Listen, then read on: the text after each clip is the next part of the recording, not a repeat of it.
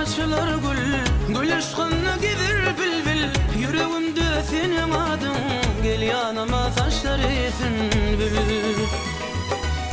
Aşık bolup cemalına, yediydim sana hayrana. Düştüm seybi ummanına, rahmet gülüm jigerde cana.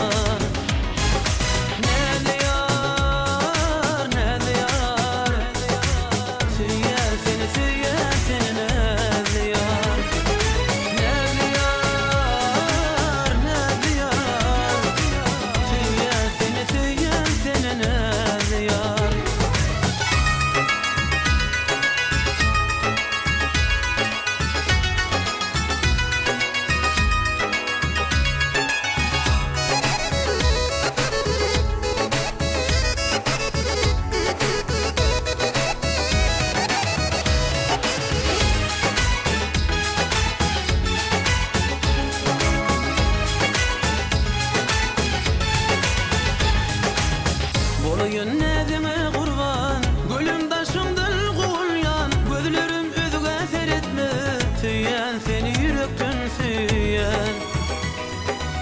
Sen kalbimin bakarısın, her gün